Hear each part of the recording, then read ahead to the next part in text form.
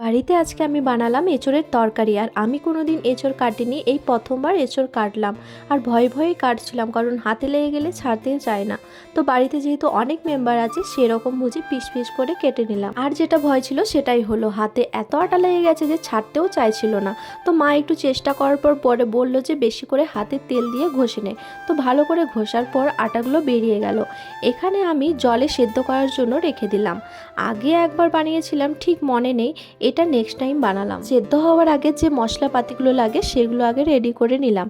আর আমার কড়াইটা এত গরম হয়ে গেছিলো যে তেল দেওয়া মাত্রই ধোয়া বেরোতে লাগলো। এরপরে পেঁয়াজ কাটা, আদা রসুন বাটা দেওয়ার পর কিছুক্ষণের জন্য ফ্রাই করে নিলাম। আগুনের তাপ এত বেশি ছিল যে আদা পেঁয়াজগুলো তো আমার পুড়ে গেছিলো। এরপরে যে টমেটো কেটে রেখে দিয়েছিলাম সেটা দিয়ে দিলাম। টমেটোগুলো কিছুক্ষণ ফ্রাই করে নেওয়ার পরে যে মশলাগুলো আমরা ডেলি দিই সেটাই দেবো।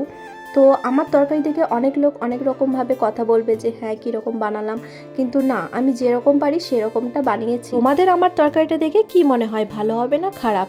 তো লাস্টে আমি স্পেশাল গরম মশলাটা দিয়ে দিলাম, কারণ এটা ছাড়া তরকারি আনকমপ্লিট। এই গরম মশলা দেওয়ার পর এত সুন্দর একটা গন্ধ বেরোয় যে না খাওয়ার মানুষও খেতে চাইবে। সবার প্রথমে বোনকে খেতে দিলাম, আর বোনকে জিজ্ঞাসা করছি বোন কেমন হয়েছে।